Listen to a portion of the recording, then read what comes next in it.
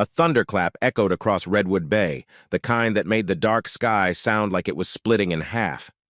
Rain battered the coastline relentlessly, turning the narrow cliffside road into a treacherous path.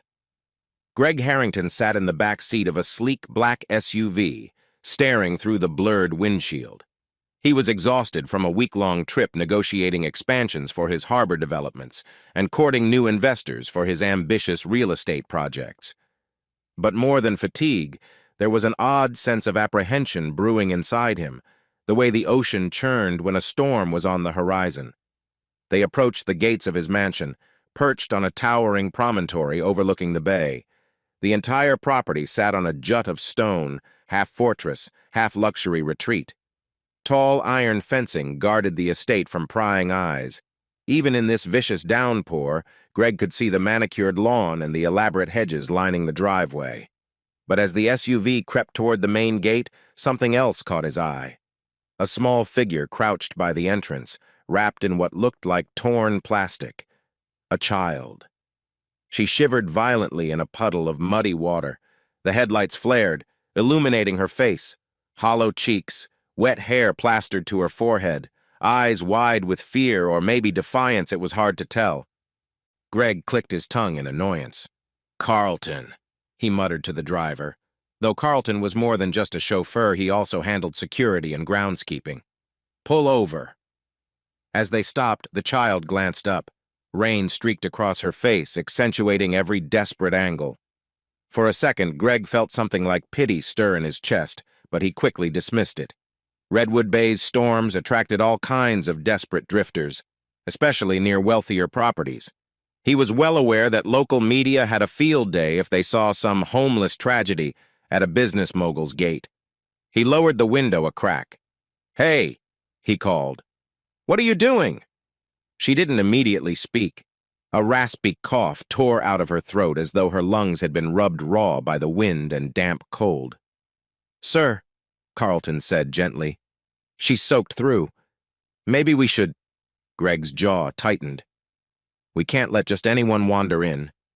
He paused, noticing how the girl's eyes locked onto his. They looked far too big for her thin face, like she'd been sculpted out of hardship. She tried to stand, but her knees wobbled and she almost collapsed onto the wet gravel. I'm Aurora," she said in a trembling voice. "Please, my grandmother's sick. I need medicine. A rumble of thunder drowned out her last words. Greg felt a flash of irritation. He had seen 100 sob stories before, some real, some staged. This was Redwood Bay, after all, where illusions and truths tangled like seaweed on the beach. He pressed his lips together. "We'll call for an ambulance," he said tersely, nodding to Carlton to handle it. Then he rolled up the window, ignoring the pang in his chest. Carlton hopped out, instructing the gates to open, and the SUV drove through. The last thing Greg saw in the rearview mirror was Aurora's pale face illuminated by the headlights, her mouth parted in a silent plea. Inside the garage, Greg exhaled with relief. He was home well, as close to home as this imposing mansion ever felt. He stepped onto the polished marble floor of the foyer, a stark contrast to the storm-lashed chaos outside. Crystal chandeliers glimmered overhead, reflecting in the mirror-like tiles. Heather, the house manager, rushed to greet him, her eyes flicking between Greg's soaked coat and the tension in his features. "Rough weather," she said gently. Greg shrugged, taking off his jacket. "Bring me the financial files from the harbor deal," he instructed. "I want to review them before tomorrow's call with the investors." He didn't mention the shivering girl by the gate, but somewhere deep under his polished composure, a small knot of guilt formed. Outside, the storm raged on, slamming waves against the cliffs, as if trying to remind him that some things in life can't be kept out by tall fences and sturdy gates. Greg couldn't sleep. His bedroom was large enough to echo, with high windows revealing the swirling storm clouds in the distance. The wind howled like a wounded animal, rattling the glass. He'd endured bigger storms in Redwood Bay before, ones that tore through fishing docks and sank small boats, but tonight his mind kept wandering back to Aurora's face. He tried to focus on the documents spread across his sleek mahogany desk, Pages of contracts for expanding the local harbor, new commercial buildings near the shore. Each deal typically made his heart race with anticipation of profit, but now the words blurred. Restless, he stepped into the hall. A soft glow emanated from a side room, and he found Heather in the kitchen, still awake. She was sipping tea, her expression heavy with concern. "Why are you still up?" Greg asked, forcing a casual tone. Heather set her mug down. "I could ask you the same." He shrugged. "Couldn't sleep." They stood there in awkward silence for a moment. Greg cleared his throat. "Is everything locked up? That girl, she left, right?" Heather pursed her lips.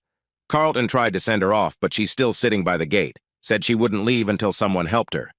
She lowered her voice. "Sir, it's pouring out there. She looks feverish." Greg's jaw clenched. "I told Carlton to call an ambulance." "They came, but apparently there's a long wait. Severe floods across town." Heather paused, glancing at Greg as though to gauge his reaction. "She's just a child, mister."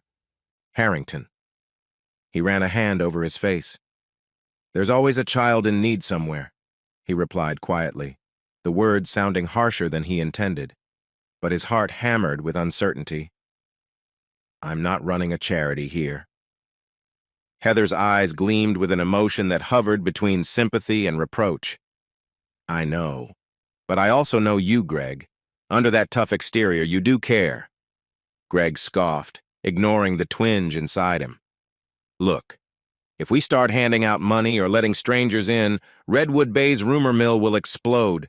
The press already loves a scandal with my name attached to it." Heather didn't respond. Instead, she poured a fresh cup of tea and slid it across the counter. "It's chamomile," she said. "Might help you rest." Greg stared at it. The storm outside was unrelenting, as if beating the walls for attention. In his mind's eye, he saw Aurora again, that cough, those eyes that looked too old for a 10-year-old's face. "I'm going upstairs," he muttered, ignoring the tea. Heather called after him softly. Sometimes a small act of kindness goes a long way. But Greg just kept walking, footsteps echoing on the marble staircase. In his room, he tossed and turned, replaying memory after memory moments when he'd brushed off people's pleas, all in the name of efficiency or profit. An old regret flickered in the back of his mind, a woman's tearful face from years ago. Outside, the storm whistled through the cracks of the windows. Greg closed his eyes, but every time he drifted, he swore he heard Aurora's strained cough somewhere in the distance, like a ghost haunting his gilded fortress. Morning arrived in a muted gray glow, the storm easing but not fully gone. Rain still pattered against the glass, and thick clouds blanketed Redwood Bay. Usually, Greg enjoyed these calmer mornings, waking to a subdued light that made his cliffside mansion feel cocooned from the rest of the world. But today, the hush felt unsettling. He dressed quickly in a tailored shirt and slacks, determined to bury himself in business tasks. As he headed downstairs, he spotted Lawrence, his 20-year-old son, reading something on his phone near the living room window. "Morning," Greg said, trying to sound casual. Lawrence rarely visited these days, living mostly in the city. It was unusual to see him here so early. "Morning," Lawrence replied curtly. He set his phone down. "Saw something on social media about a kid outside your gate all night. People around Redwood Bay are whispering, Dad." Greg stiffened. "I'm handling it." Lawrence arched an eyebrow. "Really? Because you do realize how that looks, right? A sick child left in the rain while the Harrington estate's all locked up. The Redwood Bay Gazette is probably salivating for a new headline." Greg felt a flicker of irritation. "I didn't ask for your opinion, Lawrence." His son's jaw tightened, but he didn't press. Instead, he shrugged. "Fine. But remember, you have shareholders to please. If you come off looking like some cold-hearted land baron, it could mess with your harbor deals." Greg turned away. Lawrence's words stung, partially because they held truth. He made his way to the foyer and signaled Carlton to open the doors. A damp gust swept in, carrying the salty tang of sea air. He peered outside, half expecting Aurora to be gone, maybe whisked away by local authorities, but she was still there. She huddled under a flimsy piece of tarp by the stone gate. Her face was pale, her eyes bloodshot, and a racking cough shook her small body. For a moment, Greg just stood, torn between frustration and something else he couldn't name. Carlton cleared his throat. "Should I?" Greg stepped forward, letting the drizzle dampen his polished shoes. As he approached, Aurora looked up. Even in daylight, she seemed drenched in shadows, her hair clinging to her cheeks. Around her neck dangled a small silver pendant, barely visible under the wet shirt. He narrowed his gaze, and a single word glinted on the charm: Amber. His heart lurched as if someone had squeezed it. Amber, a name from his past, someone he once tried to forget. Could this be a coincidence? Or was this some twisted cosmic joke? He forced himself to speak. "Why are you still here?" Aurora's voice came out weak. I need money for medicine. She can't breathe well. She has these episodes." She coughed again, doubling over. "Please, sir." Greg glanced over his shoulder, aware that Lawrence was watching from the front steps. The entire situation felt like a powder keg. One wrong move, and gossip would explode across Redwood Bay's tabloids. "You're obviously unwell," he said, forcing calm. "I'll get you some water." "I don't want charity," she whispered, nearly choking on another cough. I can work, I can clean, or help your gardener. Anything." She's trembling and still refusing a handout, Greg thought, oddly impressed. He noticed the colorless skin under her eyes and the stubborn tilt of her chin. She reminded him of someone who'd once stared him down with that same quiet fierceness.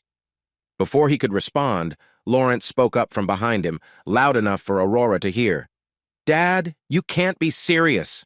The media will have a field day if you adopt random strays. Let the authorities handle it." Greg stiffened, an unexpected surge of anger rising. "Go inside, Lawrence," he snapped. When he turned back to Aurora, she was staring at him warily. He sighed, pinching the bridge of his nose. "Fine. If you want to work, come back tomorrow. Help in the garden. I'll pay you. But for now, get yourself something to eat." He reached into his pocket and pulled out a few bills, holding them out. Aurora's face flickered between relief and prideful hesitation. Finally, she took the money with trembling fingers. "Thank you," she breathed, voice cracking. Greg swallowed, unsettled by the swirl of guilt and confusion in his gut. "Just don't stay out in the rain, okay?" Aurora nodded. Then she turned, coughing into her sleeve, and hurried off. Greg watched her figure grow smaller down the winding coastal road that led toward the old marina district. The wind tossed her hair around like broken seaweed in a tide pool. He stood there until he couldn't see her anymore, the storm clouds still looming overhead. In the back of his mind, the name on that pendant echoed louder than the roaring ocean. Amber. Heather found Aurora curled up by a side hedge late that afternoon. The rain had eased, but cold gusts still swept through the cliffside property. The girl's clothes were damp, and her cheeks glowed with feverish heat. "You need to come inside," Heather murmured, draping a spare blanket over Aurora's shoulders. She'd sneaked out of the mansion, hoping Greg wouldn't notice. Aurora shook her head firmly. "No, I can't accept your charity," she repeated, though her voice wavered. "I said I'd work." Heather sighed. "Then work you shall. But it's impossible if you pass out from pneumonia." She managed a gentle smile. "Look, let me bring you some soup, please." Aurora hesitated, teeth chattering. "All right." While Heather scurried off, Aurora pressed the back of her hand to her forehead, trying to quell the dizzy spell. The entire day felt like a surreal blur, Greg's stern gaze, the memory of Lawrence's scornful words, the heavy air that smelled of salt and impending rain. Minutes later, Heather returned with a steaming bowl of broth. Aurora's eyes lit up, and she sipped it quietly. It tasted like hope, warm and savory, sliding into her empty stomach like a promise of safety if only for a moment. Not long after, Carlton appeared, carrying a small rake and broom. "You up for some light gardening?" he asked kindly. He was a man of few words, with weathered skin from years working outdoors. "Boss said you could start with raking leaves." Aurora nodded, wobbling to her feet. They walked around the side of the mansion, stepping carefully over stone paths flanked by rose bushes. Despite her fever, Aurora felt a cautious gratitude. She might be the poorest person on these cliffs, but she had a chance, no matter how small, to earn a little money for Grandmother Elizabeth's medicine. She worked with determined focus. Even though chills rippled through her body, her hands kept moving, brushing away wet leaves and sea-swept debris. The garden overlooked the vast ocean, waves still rough from the storm. Aurora caught herself glancing at the horizon, thinking how the sea seemed to reflect her life, restless, unsteady, yet somehow enduring. From an upstairs window, Greg watched. He told himself it was just to make sure she wasn't slacking off. But deep down, he couldn't ignore that uneasy flicker in his chest. Seeing Aurora out there, frail yet stubborn, reminded him of regrets he'd buried. Around noon, Heather guided Aurora to the kitchen's back door. "Eat," she insisted, handing the girl a small sandwich and bottled water. "You'll collapse if you don't." Aurora thanked her quietly, saving half the sandwich in a paper napkin. Heather noticed but said nothing, guessing it was likely for Aurora's grandmother. By mid-afternoon, Aurora finished. Panting, she wiped sweat from her brow. Carlton gave a nod of approval. "You did good, kid. Could use someone like you around." She tried a smile, though her head pounded. "Thank you, sir. I appreciate it." He led her to the side entrance, where Greg waited behind a large wooden desk in a small office adjacent to the main hall. The space was more modest than the grand living room, with well-worn chairs and neat stacks of paperwork. Greg studied her a moment, then opened a desk drawer, pulling out a few crisp bills. "For today." Aurora blinked. "But I only worked a few hours." He placed the money in her hand anyway. "Call it hazard pay for working in this weather." She stared at the bills. Her voice trembled. "Thank you, Mr. Harrington." Greg nodded stiffly, fighting the strangest urge to ask if she was really all right. "If you want more work, come back tomorrow," he said. "But make sure you're not half dead with a fever, understood?" "Yes, sir," Aurora whispered. Without another word, she turned and left. Heather accompanied her to the gate, giving her a bag with a spare blanket and some bread secretly tucked in. Aurora's eyes shone with gratitude, but she insisted she'd pay Heather back someday. The walk down to Redwood Bay's marina took nearly 20 minutes. The sky had begun to clear, revealing ragged streaks of sunlight peeking through the clouds. Sea spray mingled with the smell of tar and fish from the old docks. Down a narrow lane, Aurora made her way to a run-down shack patched with driftwood and corrugated metal. This was home. Inside, Elizabeth lay on a makeshift cot. She struggled to breathe, each cough rattling her chest like an engine on the verge of collapse. The old woman's face was lined with years of worry, her gray hair pinned back. "Grandma," Aurora said softly, crouching beside her. She set down the sandwich half and the money. I earned this today." Elizabeth's eyes flickered with relief and concern all at once. "Where did you go?" Aurora hesitated, brushing damp hair from her eyes. "To the mansion on the cliff. A man named Greg Harrington gave me work." The mention of that name made Elizabeth's expression shift into something haunted. She tried to speak, but another cough overtook her. When she finally regained control, she rasped, "Greg Harrington, that name." Aurora frowned. You know him?" Elizabeth closed her eyes, a tremor passing through her frail body. She didn't respond directly. Instead, she turned her head away, as though the name itself brought back memories too painful to face. Aurora gently squeezed her grandmother's hand. "I'll get your medicine tomorrow, okay?" she murmured. "Everything's going to be fine, Grandma." The old woman opened her eyes again, watery with both sickness and an unspoken fear. "Just be careful," she whispered. "There are reasons I left that place behind." Aurora's heart clenched. She wanted to ask what secrets her grandmother harbored, why Greg's name drew such a reaction. But Elizabeth's cough flared up again, and Aurora decided the questions could wait. She tucked the new blanket around her grandmother's shoulders, then sank down beside the cot, exhausted but clinging to a spark of hope. Outside, waves crashed against the old docks, the remains of the storm swirling away into the horizon. Far above them, perched high on the rocky cliffs, Greg Harrington's estate gleamed under a break in the clouds. Two worlds, one of wealth and polished marble, another of rusted roofs and damp wooden floors connected by the frail figure of a 10-year-old girl, determined to save the only family she had left. And as dusk approached, Aurora closed her eyes, promising herself she'd return to that mansion tomorrow, no matter the cost. Because for Elizabeth's sake, and for reasons she couldn't quite name yet she had to. A stiff breeze skated across the rickety docks of Redwood Bay's old marina. The late afternoon sun was nowhere in sight, buried under a swath of leaden clouds. Seagulls circled overhead, squawking as they dove for stray fish guts tossed by weary fishermen. Aurora trudged along the uneven boards, clutching a small paper bag of medicine she'd purchased from a rundown pharmacy earlier. The salt air clung to her damp clothes. In her other hand, she gripped the leftover bills from her day's work at Greg Harrington's estate. Each footstep felt heavier than the last, but she forced herself forward until she reached a tiny liento at the far end of the marina, a crude structure made of warped planks and a mismatched patchwork of metal scraps. Inside, a soft groan broke the silence. Elizabeth, her grandmother, lay propped up on a thin mattress that smelled of mold and faint antiseptic. Every breath the older woman took rattled like an old engine on its last gasp. Aurora kneeled beside her. "Grandma, I got the cough syrup and those pills," she said, pulling the medicine from her bag. "The pharmacist said these should help bring down your fever." Elizabeth's eyes flickered open. She brushed back strands of gray hair that clung to her damp forehead. "Where did you get the money?" she rasped. Aurora hesitated. "I worked for someone, Greg Harrington." The moment that name slipped out, Elizabeth's expression tensed.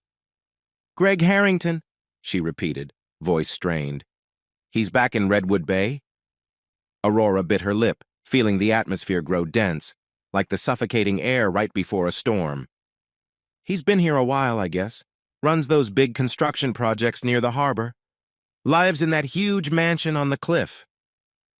Elizabeth struggled to sit up, her hands trembling. "That man? Are you sure it's him?" "Yes." Aurora glanced down at the medicine, fiddling with the bottle cap. You know him?" For a moment, Elizabeth's gaze wandered to the doorless entry, where a sudden gust of wind threatened to blow in more salty air. She almost looked haunted. "It's a name I hoped never to hear again," she murmured. He and Amber had a history." Aurora's throat tightened at the mention of her mother's name. Amber was a figure shrouded in half-memories and whispered stories. She had died when Aurora was just a toddler. "What kind of history?" Elizabeth shook her head, pressing a shaky hand to her chest as a raw cough overtook her. When she finally recovered enough to speak, her voice was hollow. "Child, I can't talk about this now. I'm too tired. But you must be careful. Greg Harrington isn't the benevolent saint you might imagine." "I don't think he's a saint," Aurora mumbled, recalling Greg's cold stare. "But he gave me work. He paid me enough to buy your medicine." Elizabeth's eyes filled with an emotion Aurora couldn't name, part grief, part relief. "Then take care you don't let him fool you," she whispered at last. "Money doesn't erase the past." Aurora set the medicine on a small crate they used as a makeshift table. She reached for a chipped plastic cup, pouring water from a dented canteen to help Elizabeth swallow her pills. The older woman complied reluctantly, still breathing with difficulty. Outside, the wind picked up, rustling the warped boards of their shack until they groaned in protest. The entire structure felt precarious, perched near the bay's edge as if one fierce gust might send it collapsing into the churning waters below. Elizabeth leaned back, exhaustion etched into every line of her face. "Did you at least eat something?" she asked softly. Aurora's stomach clenched. She had eaten just enough scraps from Heather's kitchen to keep herself going, but hunger still gnawed at her. "A little," she said. "Good," Elizabeth murmured. "We'll figure out the rest tomorrow." Her eyes fluttered shut. "Now let me rest, then maybe we'll talk about Amber. About everything." Aurora nodded, swallowing the urge to push for more answers. She tucked a blanket around her grandmother's shoulders, then sank to the ground beside the mattress, hugging her knees. As the evening draped itself over the marina, Aurora stared out at the darkening water. Her mind churned with questions.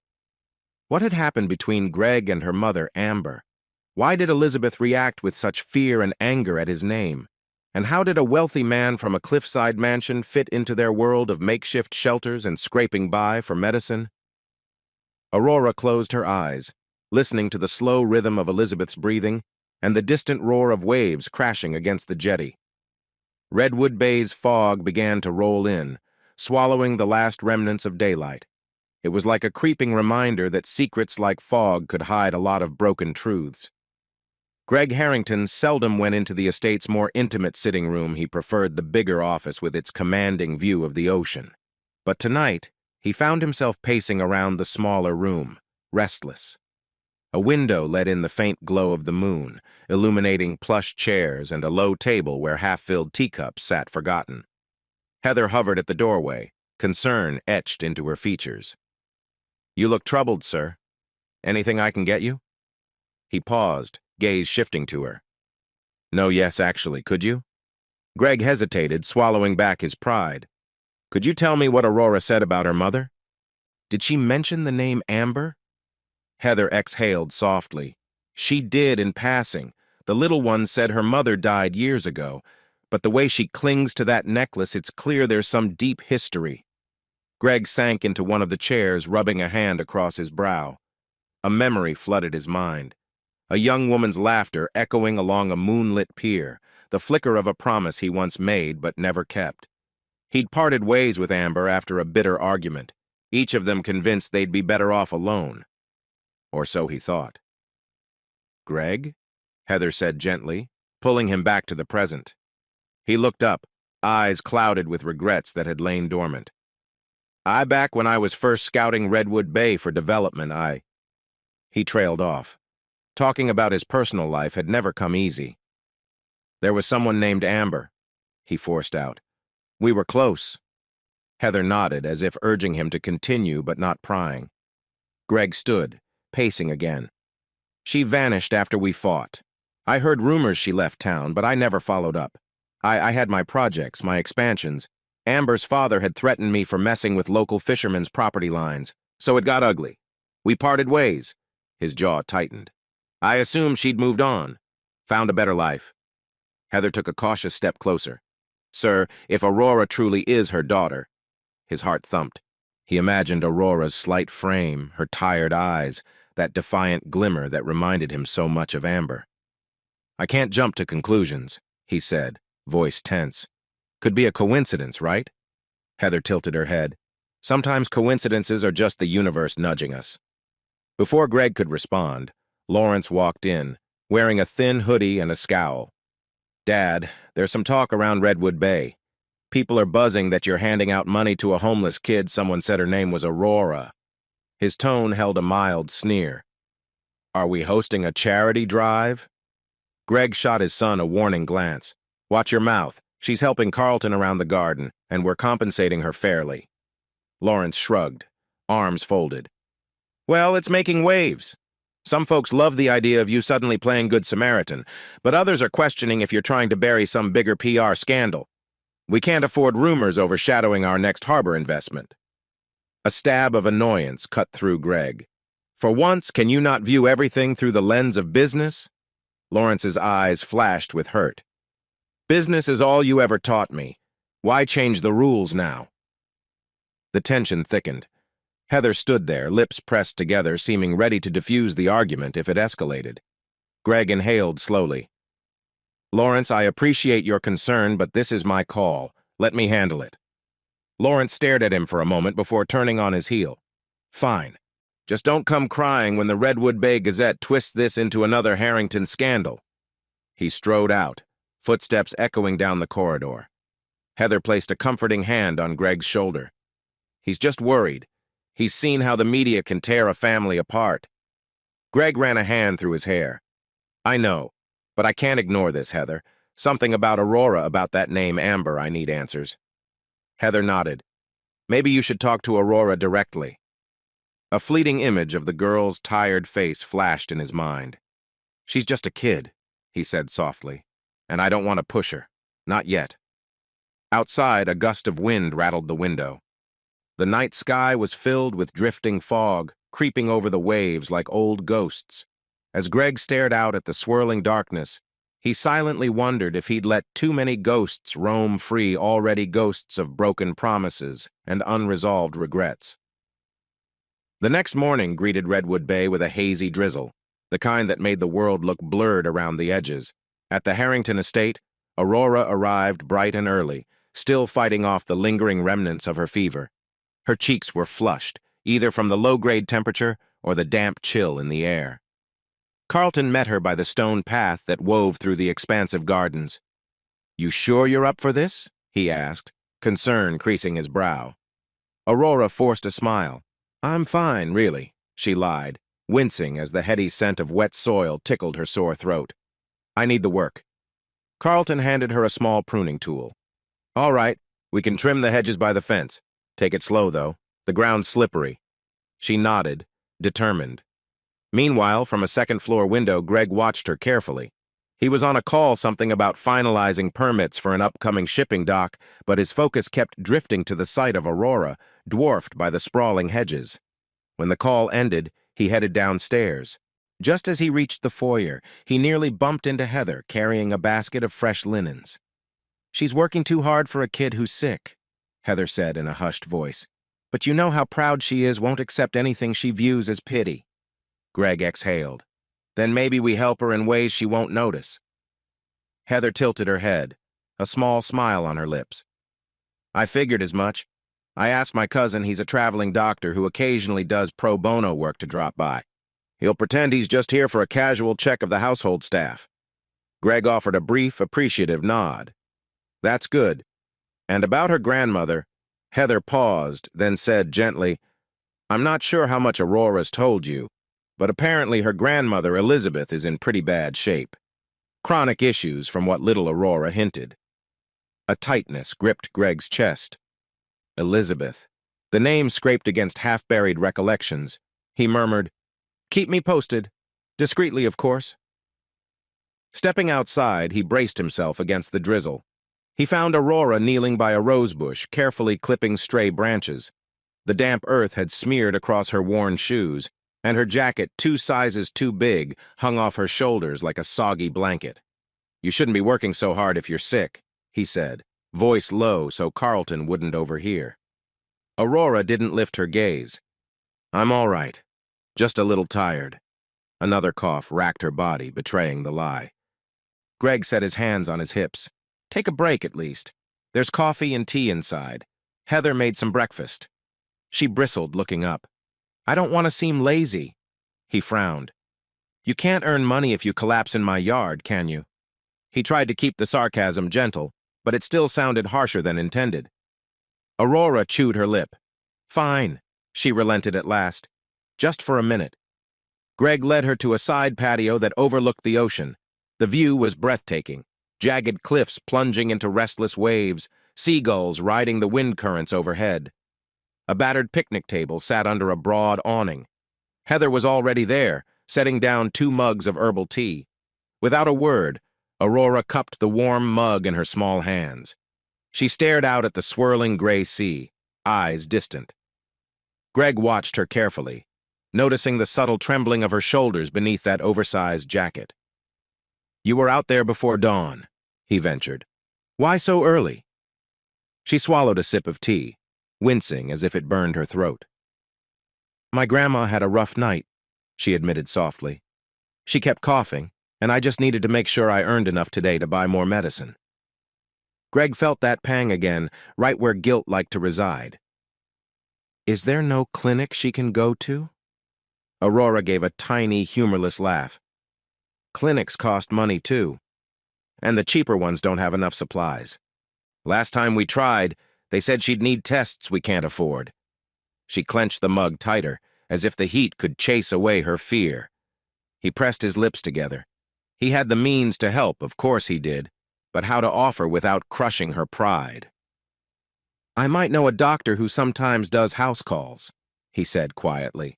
"He's old-fashioned, but he's thorough. I can ask if he can check on your grandma, free of charge." Aurora's eyes flashed with both hope and suspicion. "Why would you do that?" Greg shrugged, pretending nonchalance. "It's Redwood Bay. Everybody helps everybody, right?" She studied him for a long beat, then nodded. That'd be good, thank you." He wasn't sure if she believed his casual act, but for now, it was enough. They sipped their tea in silence, the hush punctuated by the distant crash of waves and the sighing wind. A few minutes later, Aurora rose to her feet, determination overshadowing her exhaustion. I should get back to work. Greg almost insisted she rest longer, but he saw the stubborn set of her jaw, that same look he remembered from another time, another face. All right, he said softly, but pace yourself. As Aurora walked off, Heather approached quietly. You see it too, don't you? She asked, voice just above a whisper. Greg nodded, throat tight. He saw the echoes of Amber in the girl's eyes, and it unsettled him more than any business deal or storm-tossed night ever could. By late afternoon, the sky had darkened again, though the rain held off. Greg parked his sleek SUV near the old Marina District, an area he rarely ventured into on foot. The air here smelled of brine and rotting seaweed, the narrow streets lined with run-down shacks and discarded fishing nets. He locked the car and followed a path along the creaking docks. Every so often, a local fisherman or passerby cast him a curious or hostile glance. Greg Harrington was known around Redwood Bay for buying up waterfront properties, sometimes displacing longtime residents. His presence in these poorer neighborhoods seldom spelled good news. Eventually, he spotted a modest, sagging structure perched dangerously close to the water's edge. Sheets of rusted metal patched the holes in its walls. Beneath a flimsy roof extension, a frail woman stood leaning against the frame. Her gaze flicked to Greg, and her face contorted with a mixture of recognition and anger. Elizabeth, he said, stepping forward. She stiffened, crossing her arms over her thin chest. So, it's really you. Had to see it with my own eyes. Greg swallowed, noticing how her breath sounded labored. The lines on her face were deeply etched, as though life had carved them there with a merciless chisel. I came to talk. Talk? She echoed bitterly. We have nothing to discuss. He glanced around, spotting an old crate. He hesitated, then sat on it, trying to appear non-threatening. Aurora, Elizabeth's eyes flared. You keep that girl out of your schemes, Harrington. He held up a placating hand. I'm not scheming. She's been doing odd jobs at my estate. I wanted to check on her grandmother, you. She released a sharp, humorless laugh that turned into a coughing fit. When she recovered, she spat on the wet boards. You've got nerve. After what happened with Amber, my daughter coming here like this. Greg's gut twisted. So it was true. Amber was indeed Elizabeth's daughter. That meant Aurora was... Look, he began, voice tight. I didn't know Amber had a child. She left Redwood Bay without a word, and... Elizabeth's eyes flashed with pain. She didn't leave by choice. She was heartbroken, humiliated by you and your so-called developments that tore our livelihood apart. She tried to fight you, fought for the fishermen's rights. Then, when you brushed her aside, she ended up alone and pregnant. She came back here after everything. The old woman's breath shuddered. Amber died in a roadside accident when Aurora was barely walking. Greg felt the dock sway beneath him, as though the entire world had tilted. I had no idea, he said, voice cracking. If I'd known she was pregnant. Elizabeth shook her head, tears glistening in eyes that had seen too much loss. Don't feed me your regrets. The damage was done. Amber's gone, and Aurora's the one left suffering. He rubbed his temple, anguish clawing at him. So Aurora, she's my daughter? Silence stretched, broken only by the distant lap of waves. Finally, Elizabeth nodded, her voice trembling with residual anger. She is! I tried raising her as best I could, but my health's failing, and we're barely scraping by. Greg rose, staring at the battered shack. Guilt gnawed at him, sharp as a fishhook. He recalled how Aurora had coughed in the rain, how she looked half-starved and so determined to save her grandmother. His child. Elizabeth shot him a fierce glare, as if daring him to offer pity. You might have all the money in Redwood Bay, but that doesn't give you the right to walk in and take over. Aurora doesn't need your charity. She needs a father who cares. He closed his eyes, remembering every dismissive decision he'd made in the past, turning away from pleas, ignoring moral dilemmas in favor of profit. And in the process, he'd lost Amber and this family he never knew existed. When he finally spoke, his voice was hollow. I want to help, he said. I'm not sure how, but Elizabeth cut him off, coughing again. Help? Like you helped my daughter? By leaving her behind to chase your corporate dreams? You think you can stroll in here now, wave your checkbook, and fix everything? Greg's shoulders slumped. I don't expect forgiveness, and I can't undo the past. But Aurora, she doesn't deserve to suffer. Elizabeth's anger seemed to deflate, replaced by a weary resignation. No, she doesn't. Her voice cracked. But if you do care, then prove it. Earn her trust and don't break her heart like you broke Amber's. Greg nodded, throat tight. He wanted to say more, some grand apology or vow, but words felt inadequate. Instead, he reached into his pocket and pulled out a business card with his personal number. If there's anything you need, or if Aurora needs, just call me. Elizabeth's expression was unreadable as she took the card. She coughed again, then clutched the doorframe, unsteady. Let me help you inside, Greg offered, stepping forward. She waved him off. I'm fine, she snapped, pride flickering like a candle in a drafty room. He nodded, stepping back. I'll find a way to fix this, he said softly, though he wasn't sure if he was reassuring her or himself. Elizabeth shook her head, eyes brimming with bitterness. Just don't let her down. With that, she slipped back into the shack, leaving Greg alone on the swaying dock, the cold sea air biting at his face. He stood there for a while, staring at the chipped wood beneath his shoes. Everything felt surreal. He had a daughter he'd never met for 10 years, a daughter who had grown up in poverty, coughing through storms while he lived in a mansion above the cliffs. Eventually, the wind picked up, and the horizon grew darker. Greg tucked his hands in his coat pockets and turned away, heading back toward the SUV. Each step felt heavier, as if the ghosts of Amber and the life he'd forsaken dragged at his ankles. By the time he climbed into the car and shut the door, the sky opened up, releasing a new burst of drizzle over Redwood Bay. Greg stared at the raindrops trickling down the windshield, his thoughts a tangled mess of regret and determination. He whispered to himself, I'm sorry, Amber, wherever you are. I never knew.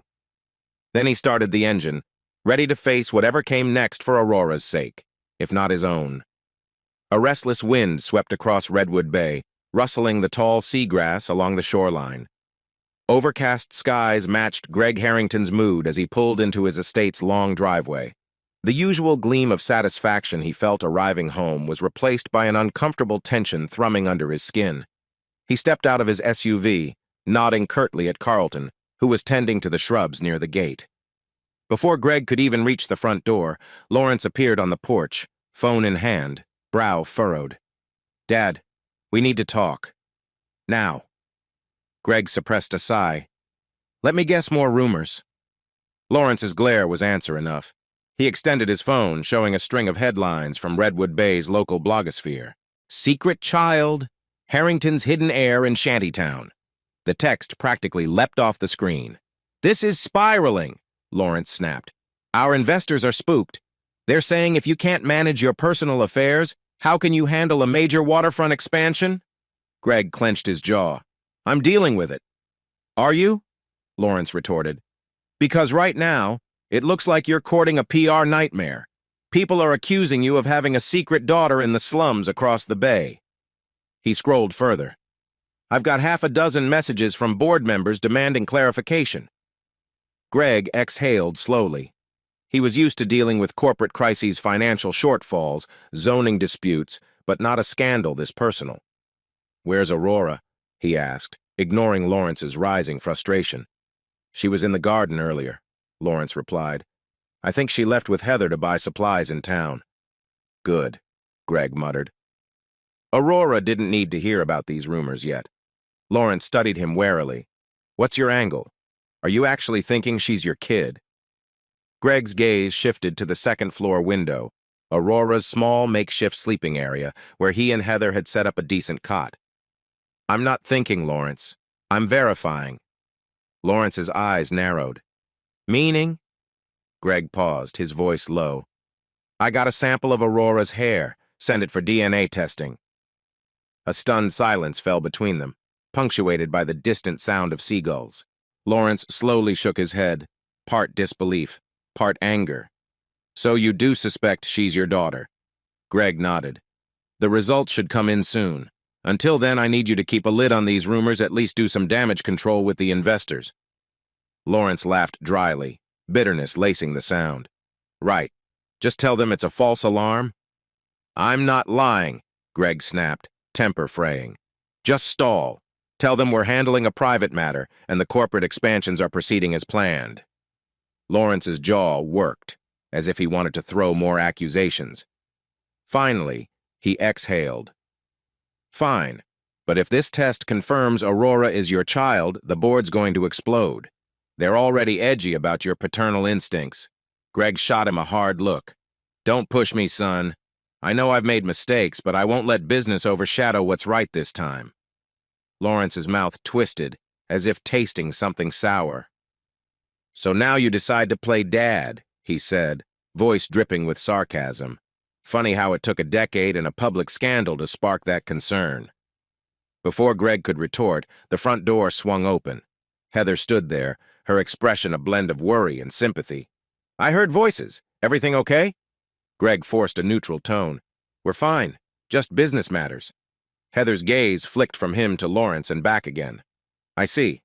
Aurora's not here right now, if you were looking. Greg nodded, relief edging through his tension. That's probably for the best. But even as he said the words, he felt a flicker of guilt. Aurora had no idea the storm of speculation swirling around her a private drama he'd unwittingly ignited by sending off that DNA sample. He could only hope the truth, once confirmed, wouldn't tear everything apart more than it already had. Early the next morning, a watery sun broke through the clouds, casting pale rays over Redwood Bay.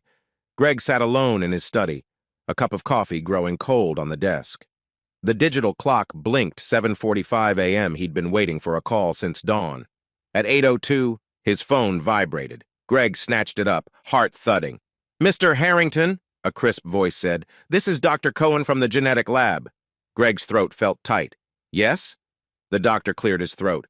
The paternity results came back. The probability is over 99%. Miss Aurora is your biological daughter. For a moment, Greg couldn't speak. The words rung in his ears like a bell, echoing the hush that followed. My daughter. He thanked the doctor in a strained voice, ending the call before he fully processed what it meant. He stared blankly at the swirl of steam rising off his neglected coffee. A million emotions collided: shame that he'd let a decade pass without knowing Aurora, regret over his harsh break with Amber, relief that the uncertainty was over, and an overwhelming urge to make things right. Footsteps approached. Greg glanced up to see Aurora peeking into the study, a broom in her hand. Mr. Harrington? Heather said I could sweep the floors in the East Corridor. He blinked, struggling to compose himself. Aurora, come in, please. He placed the phone face down, as if that could hide the truth it carried. She stepped forward cautiously. Is something wrong? You look upset. Greg realized his hands were trembling. He clasped them together, trying to appear calm. No, well, yes. Aurora, there's something I need to tell you. The girl's big eyes flickered with worry. You're not firing me, are you? Because I really need... No, he interrupted, voice gentler. Nothing like that. His gaze dropped to the small silver pendant around her neck, glinting with the name Amber. I need you to hear me out. She nodded slowly, chest rising in a slight hitch. I did a test, Greg began, the words almost catching in his throat. A DNA test, actually. You see, I suspected that your mother Amber and I... He paused, forcing himself to meet her eyes. Aurora, the results show I'm your father. Silence. Aurora's face went ghostly pale, her fingers clutching the broom handle so tightly Greg worried it might snap. Seconds stretched like an eternity. What? She whispered, barely audible. He swallowed, struggling to keep his voice steady. Elizabeth told me about Amber. Amber and I were involved years ago before you were born. I never knew she was pregnant. If I had... The words felt woefully inadequate. I'm sorry, he finished, his tone raw. Aurora stood rooted to the spot.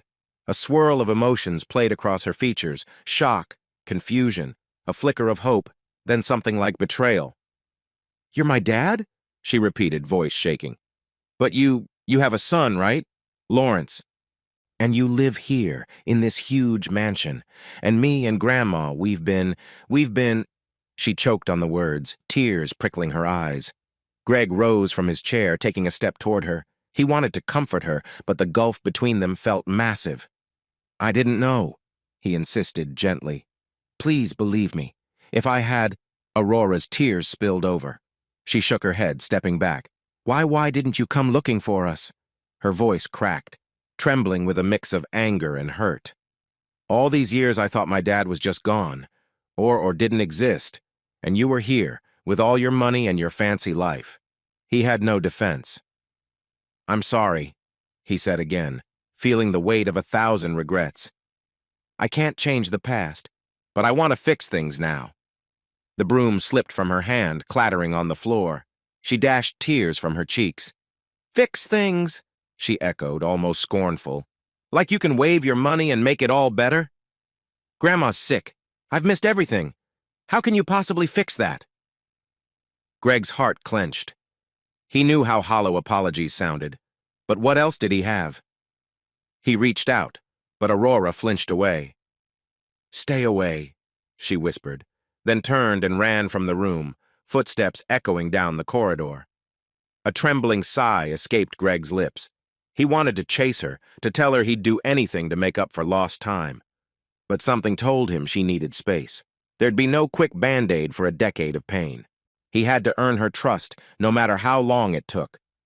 As Aurora's footsteps faded, Greg sank back into his chair, head in his hands. Outside, gulls shrieked over the cliff's edge, carried by a stiff breeze that rattled the windows. The echo of, "I'm your father," still reverberated through the silent study, cutting deeper than any business deal or investor meltdown ever had. Heather found Aurora huddled in a corner of the expansive laundry room. The girl's breath came in ragged sobs as she tried to stifle her tears behind the rows of freshly washed linens.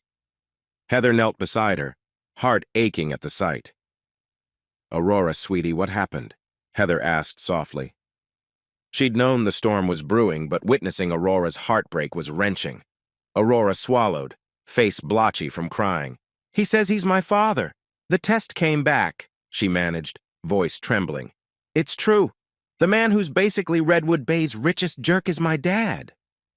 Heather drew her into a gentle hug. Aurora stiffened at first, then slumped against her, tears soaking Heather's blouse. "I don't know what to do," she whispered. "Grandma's in the hospital, everything's so messed up. And now this." Heather stroked her hair.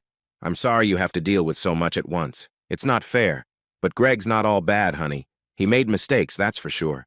But I've seen him wrestling with guilt, and I believe he wants to help." Aurora pulled back, wiping her nose on her sleeve. "Help? He's barely said 2 words to me except about money or chores. Now suddenly he's sorry?" She sniffled, her expression clouded. "I just can't believe it's that easy." Heather's heart squeezed. "It's not easy. But maybe let him try." Aurora stared at the floor, eyes brimming with uncertainty. "I'm scared," she admitted in a small voice. "What if he just dumps me again? What if Grandma hates him forever? She practically warned me about him. And what if Lawrence despises me for existing?" Heather pressed her lips together. She knew Lawrence's jealousy was already brewing, though deep down he might come around. Things might get complicated, but focusing on your grandmother's well-being is priority. Don't close every door on Greg. He might surprise you. Aurora inhaled, shaky but determined. "Right. Grandma." She stood, shoulders squared. "He said he'd pay the hospital bill. I hate depending on him, but Grandma's life is more important than my pride." She sniffled again, wiping her tears with the edge of her sleeve. Heather offered a comforting pat on her arm. "Let's go see how she's doing. Carlton can drive us to the clinic. Okay?" Aurora nodded, a flicker of resolve lighting her gaze. "Okay." They arrived at Redwood Bay's modest hospital an hour later. The waiting area was cramped, with outdated chairs lined up against walls painted in peeling pastel. Aurora rushed up to the reception desk, frantically asking about Elizabeth. A weary nurse guided them down a dimly lit corridor to a small room where the older woman lay dozing, IV drip attached to her thin arm. Aurora approached the bed, eyes wet. "Grandma?" Elizabeth stirred, face etched with pain. When she saw Aurora, relief touched her features. But then she spotted Heather standing behind, and a faint shadow crossed her expression. "What is it?" she rasped. Aurora squeezed her grandmother's hand. "Greg offered to cover your expenses. He told me he's my father." Elizabeth's expression hardened, guilt and anger fighting for dominance. "I was going to tell you," she said quietly. "But I didn't want to see you hurt, and I sure didn't want Harrington waltzing in here acting like a savior." Heather cleared her throat gently.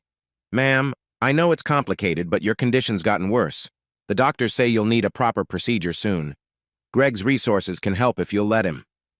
Elizabeth closed her eyes, weariness heavy in every crease of her skin.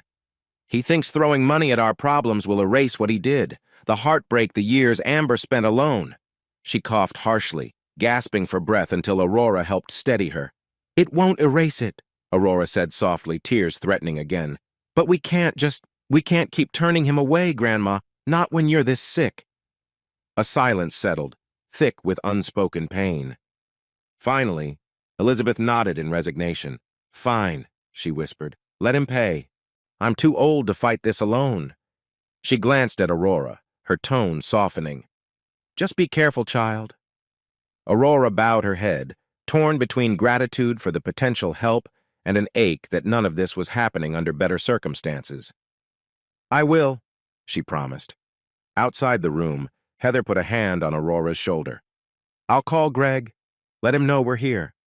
But Aurora stopped her with a quick shake of her head. "Not yet," Aurora said. "I need a minute." Heather understood. The young girl needed space to absorb the avalanche of change. As Aurora watched Elizabeth's frail form resting against the hospital sheets, she felt the weight of the new reality pressing in. "My father is Greg Harrington. He's paying the hospital bills. Grandma's life might depend on it." Despite the swirl of emotions, anger, hurt, disbelief, she found herself clinging to a small hope that maybe, just maybe, some part of Greg truly cared. For now, that thread of hope was all she had. Back at Harrington Holdings' main office in downtown Redwood Bay, the tension was palpable. Usually, the sleek high-rise conference room bustled with polite, businesslike chatter. Today, the mood resembled a shark tank about to taste blood. Greg stood at the head of a polished table, facing a half-dozen restless board members and investors. Lawrence sat off to the side, arms folded, expression grim. "We need clarity, Greg," an older man named Randolph demanded. "The rumor mill's on fire about some personal scandal. And I've just received word our potential partners in the new harbor expansion are reevaluating due to the negative press." Greg's jaw tightened. "I appreciate your concerns, but my personal affairs are exactly that personal. Our harbor expansion remains on schedule." A middle-aged woman in a crisp blazer, Miranda, leaned forward. "But if Redwood Bay's media hammers you as a heartless billionaire who abandoned a child in poverty, that's going to impact public support for our project. We can't push new developments when the public sees you as a villain." Greg inhaled slowly. He wasn't used to being on the defensive in his own boardroom. "I'll make a statement," he replied, voice carefully measured. "But the company's direction won't change." Randolph exchanged a glance with Miranda. "You better do more than a statement, Harrington. We're hemorrhaging trust out there. The Redwood Bay Gazette is calling you a hypocrite." Greg's chest burned with frustration. A part of him wanted to shout that none of these people understood what was really happening. He was trying to piece together a broken family, not orchestrate some PR stunt. But in the corporate world, empathy rarely counted only the bottom line. Lawrence cleared his throat, drawing reluctant stares. "Look," he said, sounding calmer than earlier. "I can handle immediate investor communications. But we need to give them something tangible like a press conference or an official statement acknowledging Aurora Harrington as part of the family." A small ripple of shock crossed the board members' faces. Greg turned to his son, raising an eyebrow. "You're suggesting I publicly confirm she's my daughter?" Lawrence's eyes flicked to the table. "It might stop the speculation. They can't spin it if you come clean. Put a human face on it. Show you're not hiding anything." Greg felt the weight of this crossroads. Confirming Aurora publicly meant stripping away any lingering privacy and thrusting her into the spotlight. But the rumors had grown vicious. Perhaps it was the only way to shield her from more invasive gossip. "All right," Greg said at last, his voice subdued.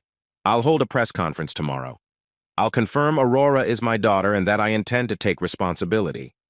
Miranda nodded, relieved. "Good. That transparency might calm folks down. We can emphasize the philanthropic angle.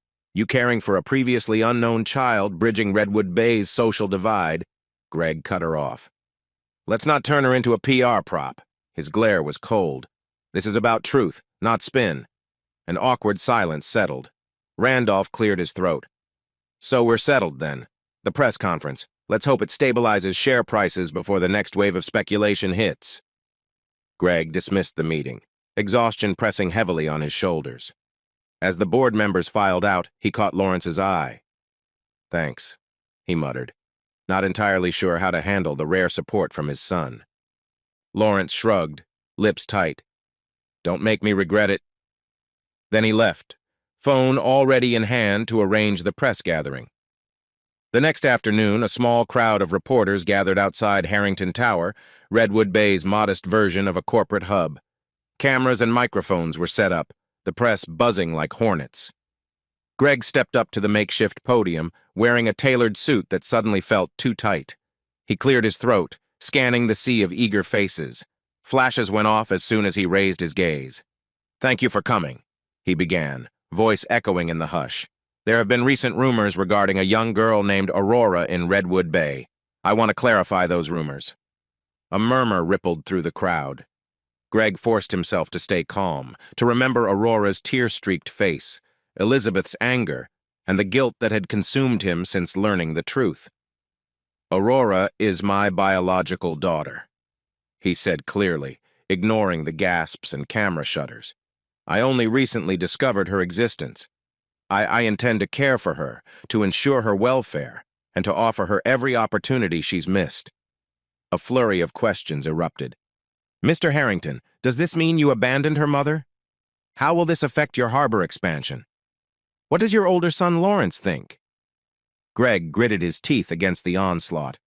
"I can't discuss every detail," he replied firmly, "but I want to emphasize, Aurora's situation is my personal responsibility. The expansions will continue as planned, with no shortcuts on environmental or community impact. I apologize to those affected by any confusion or pain caused." A reporter shoved forward. "Is it true Aurora's grandmother is hospitalized due to lack of funds?" Greg's throat tightened. "Elizabeth's medical bills will be covered," he said, voice clipped. "No further questions on that." The swarm pressed closer, but security intervened. Lawrence, standing at the building's entrance, beckoned Greg inside before the media frenzy could intensify. As Greg retreated from the cameras, he felt a swirl of relief and dread. He'd told the truth, but in doing so, had invited the entire town's scrutiny into Aurora's life. An hour later, Greg's phone buzzed nonstop with calls and texts, some from shareholders mollified by his confession, others from community members outraged that it took him this long to acknowledge his own child. The Redwood Bay Gazette posted a breaking headline. "Harrington confirms secret daughter vows responsibility." Shares dipped another few points, but not disastrously, a tense equilibrium at best. Greg slumped in a chair in his private office, a wave of emotional fatigue catching up to him. Heather popped her head in, eyes brimming with concern. "You okay?" He let out a dry laugh. "Not remotely, but I'll live." He glanced at the phone screen. "Has Aurora called?" Heather shook her head. "Not yet. She's still at the hospital with Elizabeth, I believe." Greg closed his eyes. He wanted to see Aurora, to explain how he hadn't meant for her to become tabloid fodder. But one thing was clear. Their family, if they could even call it that, had just stepped into a much bigger storm, and there was no going back. He whispered to himself, gaze trailing to the office window where Redwood Bay's coastline stretched in the distance, storm clouds hovering ominously above the waves. "I hope she can forgive me someday." A sharp wind gusted through Redwood Bay's narrow streets, driving damp chill into every crevice. In the distance, Thunder rumbled low, a sign that the weather was about to shift again. Aurora stood in front of a newspaper kiosk, face pale as she stared at the latest headline. Harrington's dirty legacy, environmental damage, forced evictions, and a secret daughter. Her stomach twisted. The photograph under the bold print showed a younger Greg Harrington standing beside a massive bulldozer at a construction site, the glare in his eyes both determined and cold. She tore her gaze away, hugging her arms for warmth. Though Redwood Bay's drizzle had softened, the atmosphere felt heavier than ever, like a brewing storm was slipping beneath the surface. People passing by occasionally glanced at Aurora, some with sympathy, others with thinly veiled judgment. Heather stepped up behind her, gently resting a hand on Aurora's shoulder. "Honey, maybe we should skip reading these tabloids. They're sensationalizing everything." Aurora forced a shaky sigh. "I know, but it's all out there. It's like no one remembers Greg might have changed. All they see is that he used to push people off their land to build resorts and shipping docks." Heather pulled her hood tighter against the wind. "Your father's past mistakes are catching up with him," she said gently. "But that doesn't mean he isn't trying to do better now." Aurora swallowed, recalling the latest rumors swirling around school and the hospital corridors, how Greg's ruthless business expansions had polluted certain coves, driving away poor fishing families. She'd heard whispers that her own mother, Amber, had fought against those projects before her death, only to be overshadowed by Greg's wealth and influence. She turned to Heather with tears in her eyes. "Does that mean I'm just the result of a selfish relationship he never really cared about?" Heather's face softened. "Oh, sweetheart, no. Your mother loved you dearly, and from what I've seen, Greg is ashamed he ignored certain truths back then. That doesn't erase the damage," she admitted, "but at least he's facing it now." Aurora nodded, biting her lip. A sudden flash of lightning illuminated the darkening sky, followed by a distant crack of thunder. Redwood Bay seemed to hold its breath, anticipating another squall. "Let's get back to the hospital," Heather suggested, steering her away from the kiosk. "Your grandma needs you." Aurora's steps were unsteady as they headed toward the hospital entrance. The wind whipped her hair across her face, and she couldn't help but feel that the storm outside mirrored the turmoil inside her, restless, uncertain, and threatening to consume everything she knew. In Elizabeth's hospital room, the mood was just as tense. Machines beeped softly, tracking the older woman's weakened vitals. A nurse finished checking her IV, then slipped out, leaving Aurora and Heather alone with her. Elizabeth struggled to sit up higher. Her expression was pinched with pain and frustration. "Aurora," she said in a rasp, "what's all this nonsense about a lawsuit against Harrington? I heard from one of the nurses that folks in town are dredging up old scandals." Aurora set her small backpack on the chair, nodding. "They're saying Greg demolished parts of Redwood Bay's coastline illegally, pushed people out. It's all over the news now, like a feeding frenzy." Elizabeth's gaze flicked to Heather, then back to Aurora. "I'm not surprised. Greg built his empire by bulldozing obstacles, sometimes literally. The question is, what is he doing about it now?" Heather cleared her throat. "He's trying to make amends. But a lot of investors are livid, and there are rumors that some old property owners are banding together for a class action suit. They claim Greg destroyed local fishing grounds, forced them to relocate, and never provided adequate compensation." Elizabeth sniffed. "Sound about right." But then her stern expression softened as she glanced at her granddaughter. "Look, child, I know you want to believe he's changed. Just keep your eyes open, okay?" Aurora's cheeks burned, torn between defending Greg and acknowledging the truth of his past. "He's helped pay for your treatments," she murmured. "He didn't have to." A small cough racked Elizabeth's body, and Aurora hurried to pour her some water. The older woman took a sip, then whispered, "I appreciate that. Doesn't erase what he's done, but it might mean he's finally owning up to his wrongs." Thunder boomed outside, a reminder that another storm was approaching. Aurora stood by the window, watching lightning fork across the sky. She wondered if Greg felt as haunted by the past as she did at that moment, haunted by the cost of ambition, by a mother's memory, and by a family he never knew existed until it was nearly too late. Not long after dawn, Redwood Bay's streets glistened with puddles from the overnight rain. Greg Harrington stepped out of his sleek sedan, dread curling in his gut.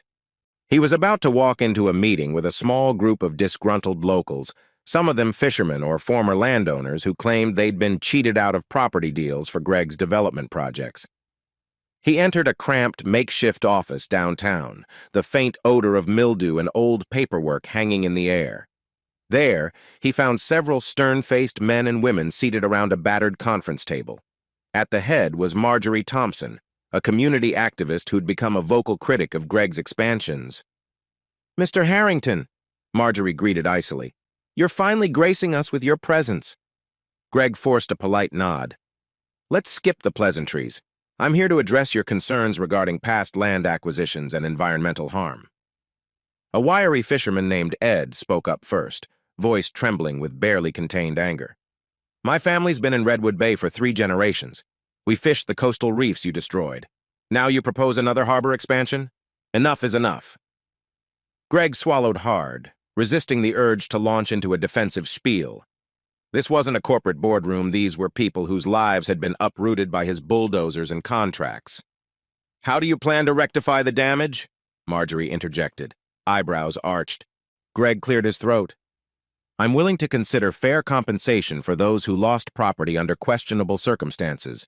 And regarding environmental harm, I've hired independent consultants to evaluate restoration projects."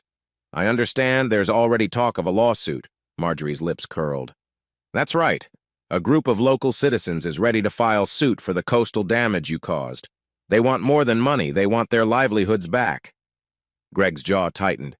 He remembered how his lawyers had brushed off these complaints years ago, citing progress and economic growth, but that argument tasted hollow now.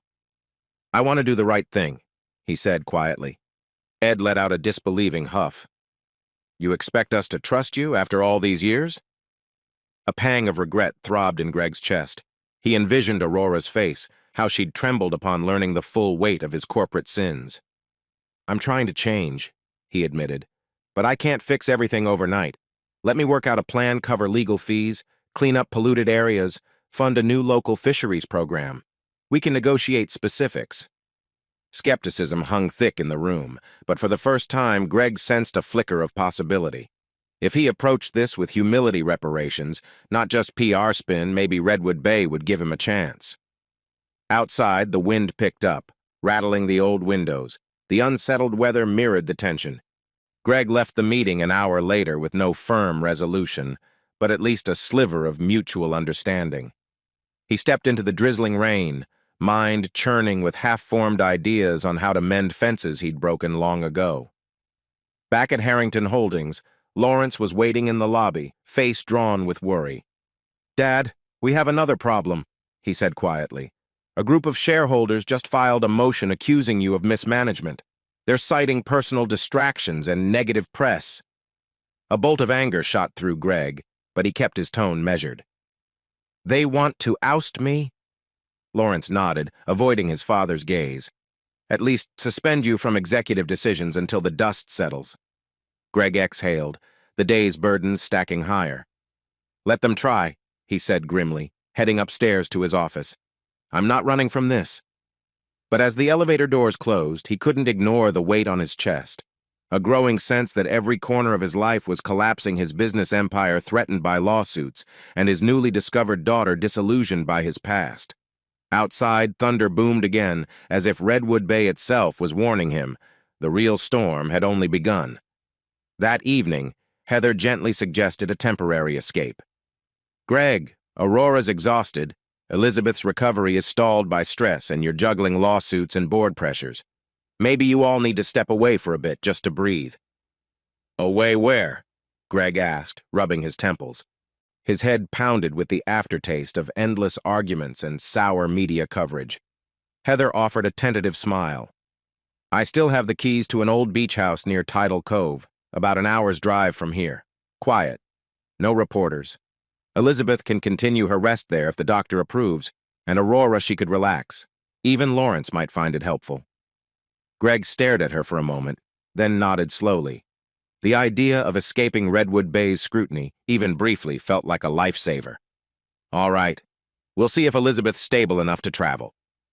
2 days later, with the hospital's cautious go-ahead, Aurora, Elizabeth, Greg, and Lawrence piled into a large SUV and headed north along the winding coastal highway.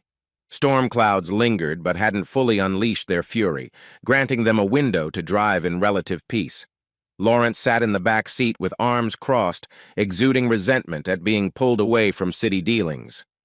Aurora, on the other hand, stared out the window, her hands clasped in her lap. She stole quick glances at Greg, as if unsure whether to speak or remain silent. The beach house, really more of a rustic cabin, sat tucked among tall pines on a bluff overlooking Tidal Cove. When they arrived, the scent of damp pine needles and briny sea air enveloped them. The house itself was small but cozy, sporting a wraparound porch with peeling paint and mismatched furniture. Elizabeth, still weak, leaned on Aurora's shoulder while Greg hurried to carry suitcases inside. The interior smelled faintly of old wood and salt, with wide windows framing a view of crashing waves below. No paparazzi, no shareholders, just the restless ocean and a sky full of unsettled clouds. Heather had come ahead to stock groceries, and Carlton showed up with an extra bag of supplies. Once everyone was settled, Aurora helped Elizabeth to a modest bedroom, then wandered into the tiny living area, where Lawrence hovered awkwardly by a dusty bookshelf. She mustered the courage to speak first. How are you holding up, Lawrence?" He glanced at her, eyes clouded with conflicting emotions. "I should ask you that. You're the one at the center of this storm." Aurora shrugged, hugging herself. "I guess I'm still processing everything. Not just about Greg, but the press, the lawsuits, the fact that my mom once fought against his developments. It's a lot." Lawrence exhaled, the tension in his posture easing a bit. "Yeah, it is. I used to hate Dad for ignoring me, for burying himself in work. And now—" He broke off, gaze falling to the worn carpet. "You got the shorter end of the stick, though." Aurora's throat tightened. She couldn't quite deny it, but she also sensed Lawrence's bitterness toward Greg. "I don't want to fight you," she said softly. "I just want some kind of family. For Grandma to be safe." Lawrence nodded, swallowing. "I know." He seemed about to say more, but Greg's voice called them from the kitchen. They spent the next hours in an oddly domestic routine. Heather and Aurora preparing a simple soup, Greg and Lawrence hauling in firewood for the old stone fireplace. Elizabeth rested on the couch, watching the interplay with cautious eyes. Night fell, and the wind outside picked up. The cabin's windows rattled faintly, but the interior felt warmer than Redwood Bay's cold glare. Over dinner, a subdued sense of togetherness formed like an uneasy truce in the midst of a larger war. Aurora found herself smiling faintly when Carlton jokingly recounted an incident with seagulls stealing his lunch at the Harrington mansion. Even Lawrence smirked at the mental image. Greg listened, quietly grateful for a break from the relentless tension. Afterward, Aurora helped Elizabeth settle for the night. As she tucked the blanket around her grandmother, Elizabeth touched her hand. "This place, it's nice," the older woman murmured, voice still weak. "Reminds me of simpler times before all the money and power turned everything upside down." Aurora nodded. "Maybe we can find some peace here, just for a while." Elizabeth's eyes flicked to the door where Greg's muted footsteps sounded from the hallway. "I hope so, child," she whispered. "For your sake." Aurora pressed a gentle kiss to Elizabeth's brow. "Rest, Grandma. I'll be right here if you need anything." Outside the bedroom, Greg stood looking awkward. He glanced at Aurora. "Is she settled?" Aurora nodded, arms folded protectively over her chest. "Yeah, for now." Greg hesitated, then said, "Thank you. For taking care of her. For everything." Something in his voice cracked. Aurora's throat constricted with conflicting emotions: anger at his past negligence, gratitude for his recent efforts, longing for a father she never really had. She simply nodded and slipped away, leaving Greg standing alone in the dimly lit hallway. Lightning flashed beyond the windows, briefly illuminating his face. The storm was close again, as if following them to this secluded place. But for the first time in ages, Greg felt a glimmer of hope amid the turmoil. If they could share a meal without screaming accusations, If Aurora didn't flee from his presence, maybe redemption wasn't impossible. Midnight approached. The storm broke in full force, wind howling around the cabin like a wounded creature. Rain hammered the roof, and waves crashed violently against the cliffs below. In the living room, the fireplace crackled, offering flickering light against the gloom. Lawrence had retreated to a small side room, but he couldn't sleep. Memories of his father's neglect warred with flickers of sympathy for Aurora. Finally, he stomped out to the main area, where he found Greg sitting on a worn armchair, staring into the dancing flames. Greg looked up, surprise crossing his features. Couldn't sleep? Lawrence shook his head, sinking onto the couch. For a long moment they sat in silence, the storm's roar filling the room. Eventually, Greg cleared his throat. "Son, I know I haven't been the father you deserved." Lawrence swallowed hard. "No kidding," he muttered, but there was less venom in his tone than usual. Greg clasped his hands, his voice subdued. "When your mother passed away, I buried myself in projects, expansions, anything to numb the loss. I thought providing money would be enough. I didn't realize how much you needed me present." Lawrence stared at the dancing embers. "I grew up thinking you cared more about land deals and new resorts than your own kid. And now Aurora appears, and you're suddenly all paternal." There was hurt in his voice, but also a hint of cautious understanding. Greg's gaze flicked to the window, where lightning illuminated sheets of rain. "I can't fix the past," he admitted, "but I can be better going forward. For both of you." A gust of wind rattled the window pane, emphasizing the fragility of everything they'd built. Lawrence let out a slow breath, shoulders slumping. "I don't want to stand in Aurora's way. His voice shook. "I'm jealous, Dad, that you're showing her the care you never showed me." Greg's throat tightened. He rose from the armchair, crossing to place a tentative hand on Lawrence's shoulder. "I'm sorry," he said, genuine remorse coloring every syllable. "I failed you first. That's on me." Lawrence blinked away the moisture in his eyes. "Guess we're both trying to figure out how to be a family," he said, voice raw. Greg offered a small, apologetic smile. "It's going to be messy, but I promise I won't neglect you again." They sat in silence then, father and son, the tension easing as the storm raged outside. Meanwhile, down the hallway, Aurora had cracked her door open, hearing faint murmurs. She didn't want to intrude, but a flicker of relief warmed her chest. Maybe reconciliation wasn't so distant after all. A little later, Aurora padded into the living room, drawn by the firelight. Lawrence acknowledged her with a nod, shifting so she could sit on the couch. Greg watched as she settled, face still uncertain, but no longer as distant as before. A roll of thunder shook the cabin. Aurora glanced around. "Where's Grandma?" Heather, appearing from the small kitchen, answered softly. "She's resting finally. I gave her some tea to help her sleep." Aurora nodded, hands twisting in her lap. "Thank you."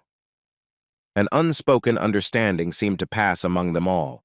They were here, weathering not just the literal storm, but the emotional one that had fractured them. And for the first time in a long time, it felt like they might truly stand together instead of apart. Greg cleared his throat. I want you both, Aurora, Lawrence, to know that once this storm passes, I'll deal with the lawsuits, the board, all of it. And he turned his gaze to Aurora, guilt flickering in his eyes. I plan to be there for your grandmother's surgery however I can. Aurora met his eyes, her own reflecting flickers of the fire. Thank you, she said softly. Her tone held both gratitude and a lingering wariness. Heather poured mugs of tea for them, offering a gentle smile. So let's survive this night, shall we? Tomorrow might bring fresh troubles, but at least we'll be rested. They drank in silence, the storm battering the cabin walls like a relentless reminder of Redwood Bay's fierce temperament. Yet inside, there was warmth, an ember of reconciliation glowing in the hearth's light. At one point, Aurora managed a weak laugh when Carlton, half asleep in a corner chair, snored loudly. Lawrence snorted in response, and Greg found himself smiling, the first genuine one in days. The night wore on, and one by one they drifted to rest. Aurora curled up on the sofa, lulled by the sound of rain against the window. In her dreams, she pictured her grandmother standing strong, healthy. She pictured Redwood Bay's waves sparkling under a peaceful sky. And she pictured Greg by her side, not as the ruthless magnate of the tabloids, but as a father learning to love. Meanwhile, Greg dozed in the armchair, haunted by a swirl of regrets, yet hopeful. If he could mend fences with Lawrence, if Aurora could trust him, if Elizabeth made it through her surgery, maybe, just maybe, they'd build a real family after all. He'd fought for profits and progress his whole life, but now he found himself fighting for something far more precious. And as the wind raged outside, the cabin stood firm atop the bluff, an unlikely sanctuary for broken hearts seeking a path to forgiveness. A pale morning sun broke through the thinning clouds, gilding the coastline in a soft glow. The temporary refuge by Tidal Cove had provided a few days of uneasy peace for Greg, Aurora, Lawrence, and Elizabeth. Yet everyone knew they'd have to face Redwood Bay again, along with the lawsuits, the board's anger, and the judgmental stares of a town that had seen one scandal too many. So, on a crisp Monday morning, they packed their belongings into the SUV. Heather and Carlton made sure Elizabeth was bundled comfortably for the ride, pillows carefully placed to ease her ailing back. Aurora lingered on the porch of the little beach house, hugging herself as she watched the waves roll back and forth. Greg approached her, his expression tentative. "Ready?" he asked. She nodded, arms still wrapped around her torso. "I guess so. Just not sure I want to go back to all that chaos." He exhaled.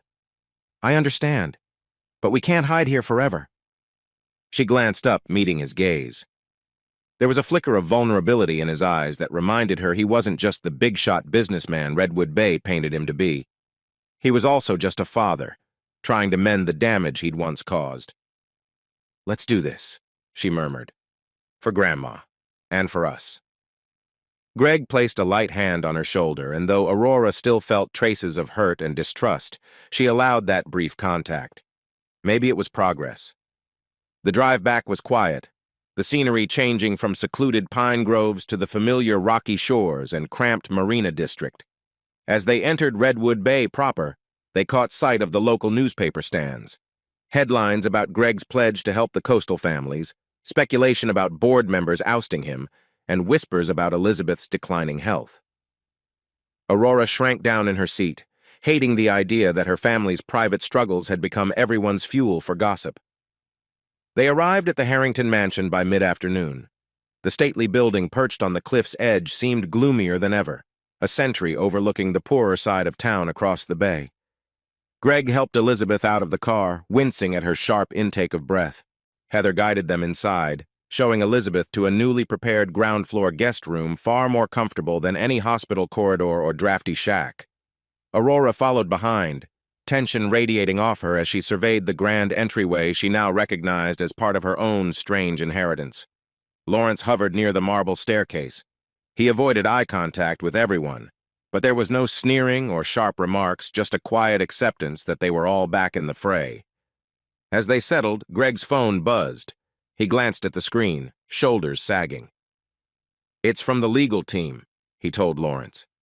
"They say the local hearing's been scheduled for the day after tomorrow. The one about my environmental violations and the forced evictions." Aurora felt her stomach clench. If Greg lost that case, would his vow to repair Redwood Bay's wounded shoreline crumble? Would his business empire collapse under the weight of restitution? She wasn't sure how she felt about that. Part of her wanted justice for what the town had suffered, but part of her knew this was the father who was now paying for Grandma's medical bills, the father who had begun to show actual remorse. Elizabeth caught Aurora's eye from across the room. The old woman's gaze held both worry and a flicker of determination. Whatever was coming, they'd face it together, family or not. 2 days later, Redwood Bay's modest courthouse buzzed with tension. Protesters and curious onlookers gathered outside, holding signs that read things like, "Save our coast and Harrington's past must pay." The morning sky was overcast, mirroring the sense of uncertainty that weighed heavily on Greg as he entered the building. Aurora, Lawrence, and Elizabeth joined him, though the older woman's frail condition meant she used a wheelchair pushed by Carlton. Cameras flashed, and reporters hurled questions, but Greg stayed silent, shoulders squared. Aurora clutched the pendant around her neck, the tiny silver piece engraved with her mother's name, amber as though it were a talisman. The hearing itself took place in a small, wood-paneled courtroom. Marjorie Thompson, the community activist, sat at one table with her group of lawyers, representing the citizens who claimed Greg's developments had wreaked environmental havoc and driven them from their ancestral lands. Greg took the opposite table, accompanied by his legal counsel. On the benches behind him sat Aurora, Lawrence, and Elizabeth. "All rise," the bailiff announced, and the judge, a middle-aged woman with a stern brow, entered. Greg's attorney presented the arguments, acknowledging past oversights in the construction plans, but insisting that Greg was prepared to rectify those mistakes through extensive remediation projects, financial reparations, and community initiatives. Marjorie's side argued that money alone wouldn't fix generations of lost livelihoods and ecological damage. At one point, Marjorie herself took the stand, her voice echoing in the hushed room. Mr. Harrington built his fortune by exploiting Redwood Bay's resources, ignoring local pleas, and using strong-arm tactics to shut down opposition. Now we demand accountability, real accountability. A murmur rippled through the crowd. Aurora felt a chill. She pictured her mother, Amber, fighting a losing battle for the fishermen's rights, only to be overshadowed by the power of Harrington's money. Greg shifted in his seat, jaw tight. When it was his turn to speak, he rose slowly, each word weighed by remorse. "I can't undo what's been done. I can only promise that from here on, I will use every resource I have to restore what was broken. I'm prepared to invest in local fisheries, rehabilitate contaminated areas, and offer fair compensation to those displaced. And I'll accept the legal consequences of my past actions." His voice trembled slightly at the end. Silence settled, broken only by the shuffle of papers and the distant rumble of a storm front blowing in from the coast. Aurora's eyes stung, seeing her father like this, an imposing figure forced into humility. After hours of testimonies and rebuttals, the judge announced she'd make a ruling soon, but in the interim, she strongly urged both parties to find a mediated agreement. The tension in the room dissipated only slightly. They all filed out, greeted by a barrage of reporters. That afternoon, Greg convened with Marjorie Thompson and a group of local representatives behind closed doors. This time, Lawrence joined as well, surprising Aurora by offering constructive suggestions. "We could create a trust fund dedicated to environmental cleanup. Dad Greg can set aside a significant portion of Harrington Holdings' profits." Greg nodded, a touch of gratitude flickering in his eyes for his son's support. Marjorie, cautious but not dismissive, agreed to relay the proposal to the impacted families. A glimmer of genuine resolution began to form. Meanwhile, Aurora and Elizabeth stayed in a quiet corner. The older woman squeezed Aurora's hand. "He's finally owning up," Elizabeth murmured, voice thick with emotion. "Maybe it's too late for Amber, but it'll help others." Aurora swallowed hard. Better late than never, she thought. A week passed in a whirlwind of negotiations, all while Elizabeth's health continued to teeter.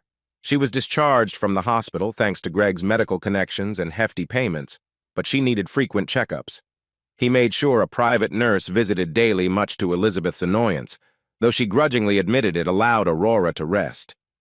In a series of tense meetings, Greg hammered out an agreement with Redwood Bay's representatives, a large sum to be paid to families who'd lost property, a binding commitment to rehabilitate polluted coves, and a portion of Harrington Holdings' future profits earmarked for community development.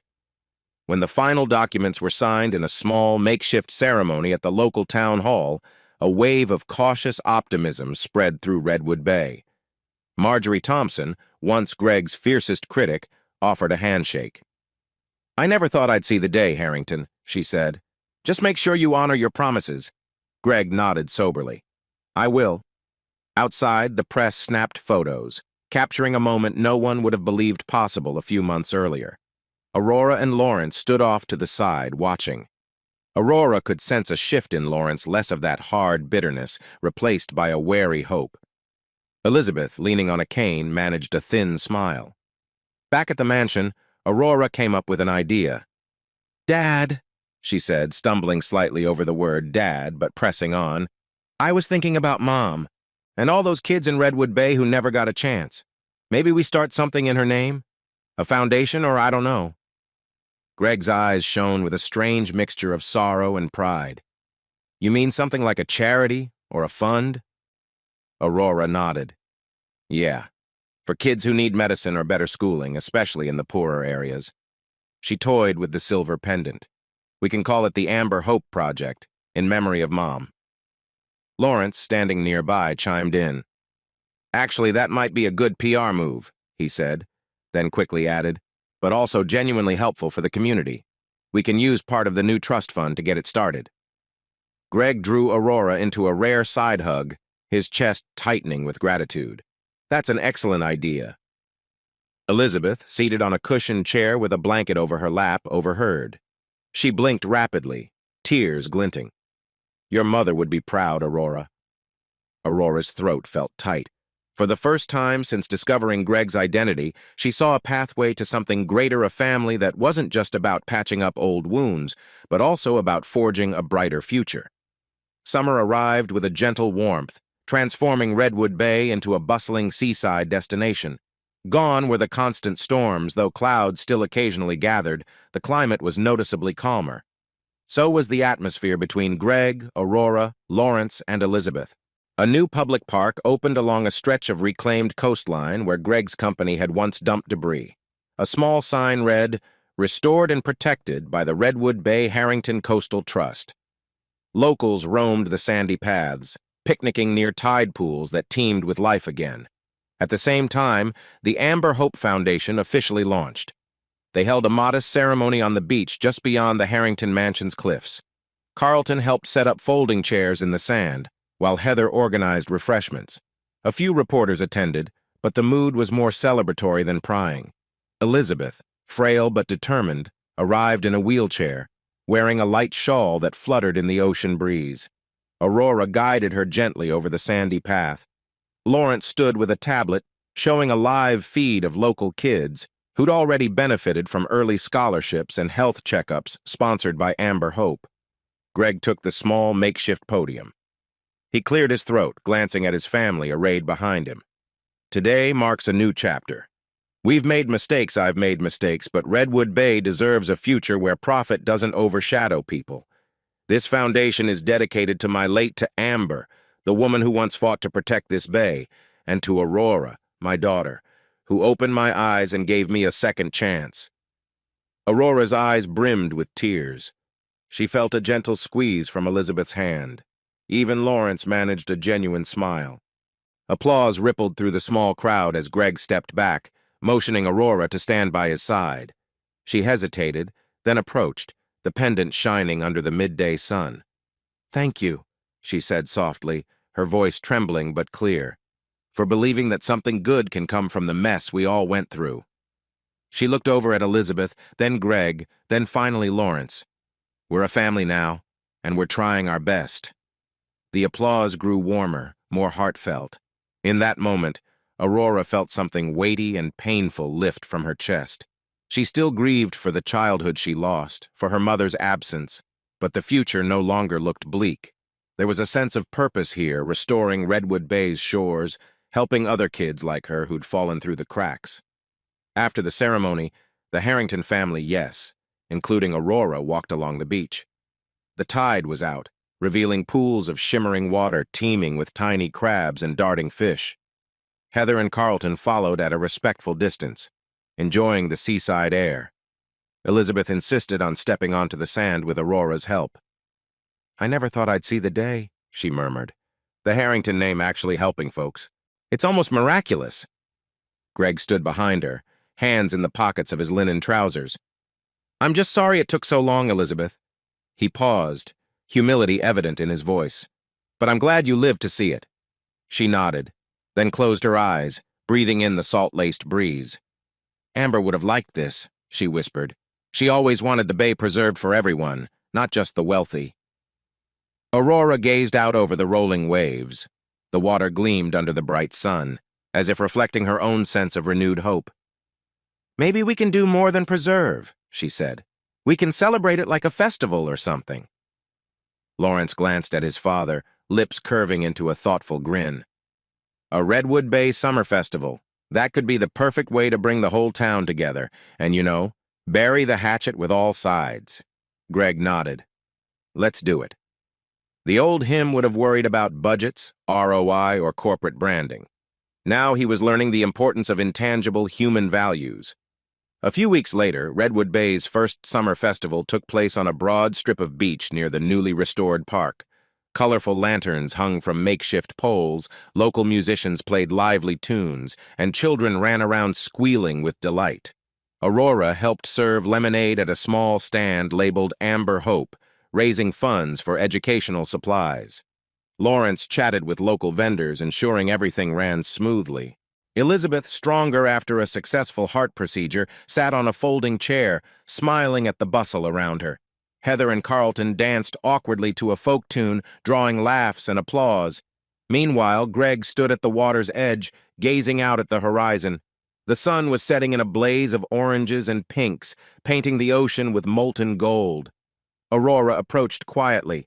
"Hey," she said, nudging his arm. "You okay?" He turned, warmth crinkling the corners of his eyes. "Better than okay. Just thinking of how far we've come." She tilted her head, letting the sweet sea breeze whip her hair around. "Mom would have liked this festival, wouldn't she?" Greg swallowed, emotions glimmering in his stare. "I think so. She always believed this bay belonged to everyone, not just the wealthy or the well-connected." Aurora smiled, a bittersweet pang in her chest. "Glad we could help make it a reality." She then reached out, tentatively taking Greg's hand. "And thanks for being here. For all of it." He squeezed her hand, voice husky. "No. Thank you, Aurora. You saved me from my own blindness. You gave me a reason to do better." They stood there as the sun dipped below the water, the tide lapping softly at the shore.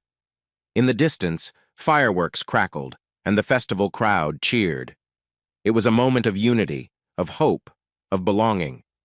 Elizabeth and Lawrence soon joined them, and Heather and Carlton meandered over with cups of cider.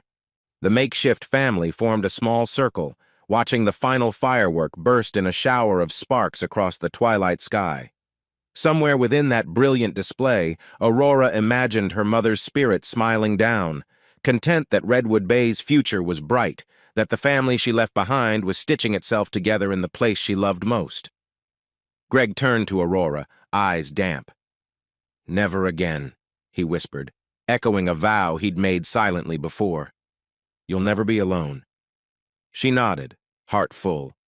"I know," she whispered back, and she believed it this time. As the last firework fizzled into the night, they stood arm in arm, gazing at the starlit horizon. Redwood Bay might forever carry scars, but with each wave that washed the shore, the tide of their lives carried them toward healing, compassion, and a new chapter together.